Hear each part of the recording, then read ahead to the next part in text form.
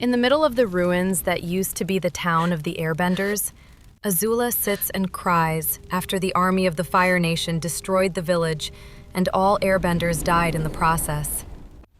Azula also had on her mind a desire to save May from Zuko. Ty Lee comforted her, reminding the young Princess Azula it is never too late to change the fate. Suddenly, a hooded figure appears in front of them. Azula, in shock, asks who it is and what he wants from her. The guy took off the hood, revealing himself to be Arako, the former head of a cult of sorcerers who looked after the Fire Nation before Iroh killed every one of them. He says that the only way to change fate is to stop a fiery eclipse, manipulated by the most powerful firebender on Earth, which could destroy the world and beyond that. Arako explained that the one firebender who unleashes his true potential is known inside legends from the past as the Phoenix King. Azula thought it was Ozai, immediately jumping to conclusions after being told for years that he has the most power in the family. Aang comes to her and offers help in fighting the Fire Nation's tyranny. Meanwhile, Zuko and his guards await for a massive ship made of titanium and iron.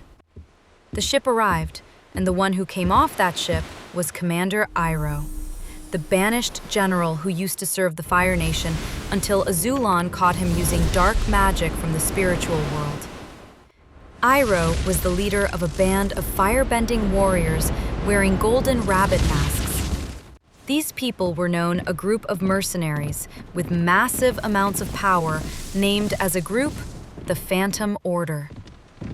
Iroh finally came out of the ship with his men behind him, and Zuko wanted a warm hug from him immediately out of love for him. But Iroh refused, asking Zuko why he is behaving like a weak person who wants love. Zuko promises not to fail in capturing the Avatar. Iroh says he doesn't want the Avatar captured and killed. Instead, Iroh wants Aang to lose his powers. Iroh then orders the guards to bring his hostage, revealed to be Ozai himself. Iroh asks Ozai how it feels to be a man of war. Ozai says that war is destroying the Fire Nation, and within weeks, the entire moon and sun shall be consumed with tons of fire and dark magic if Iroh doesn't quit his plans for unleashing terror. Iroh revealed that he doesn't care who dies, and that he always wanted to be a Fire Lord instead of his own brother. He remarked that brothers and family are a weakness, eating up the meaning of powerful fire with soft, gentle lies and water.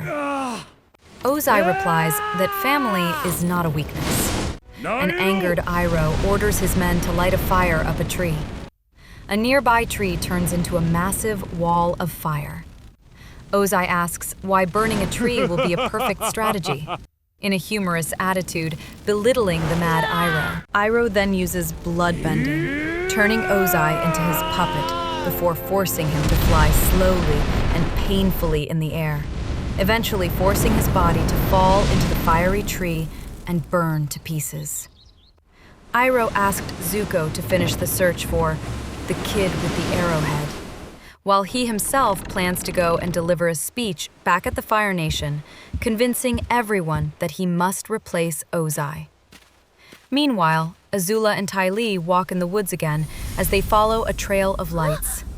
When they reach the end, an entrance to a cave appears, and Aang comes out of the cave, asking Azula and Ty Lee to follow him. The whole prophecy is written on the walls inside that cave with crystal writing. It says that only the Phoenix King can change destiny and save the world from the eclipse. Azula thinks everything is lost. But then, Ty Lee points out that if Azula changed her fate by befriending Aang and trusting him, she can change the fate of the world also. Azula is shocked as she realizes that she is the real Phoenix Queen. When realizing that, her body glows as a crystal appears right in front of her. The crystal spoke with Roku's voice. You are fate. You are justice. Azula became a fire mage as she crossed the sea and left a trail of fire on top of the water, reaching the Earth Kingdom once again to save the world from Volgo's army. Aang then watches her happily, but he hears some girls screaming behind him out of panicking. He looked back and realized that it's May, tied up to a tree. Zuko then shoots a fireball at Aang, gaining his attention. He tells Aang that if Azula is too weak, he is the total opposite of Azula. Aang and Zuko fought with their powers, unleashing havoc around the area. Zuko then, out of full rage, unleashed a mega fireball at Aang, transforming into a wall of fire after hitting Aang hard. Aang was knocked out flat on the ground. Zuko prepared to kill him, but Ty Lee used lightning bending to knock Zuko out, and she tied him up before taking him as a hostage. Meanwhile, Iroh's ship reaches the Fire Nation. While Azulon was preparing his speech, Iroh lit up the castle. The entire palace of the Fire Nation burnt and collapsed with flames and havoc. Iroh comes out of the fire, with Azulon's corpse lying in his cold hands. Calling the public of the Fire Nation like fearsome troops, Iroh remarked that Azulon's death was a tragedy, and so was it tragic when Ozai was left for dead in the forest lands of the Earth Kingdom. Iroh was then crowned as the Fire Lord, until he declared that from now on, his men shall call him the Phoenix King. The people all bowed down to Iroh, accepting their new leader, as the sun begins to set in the sky as the show of power goes on.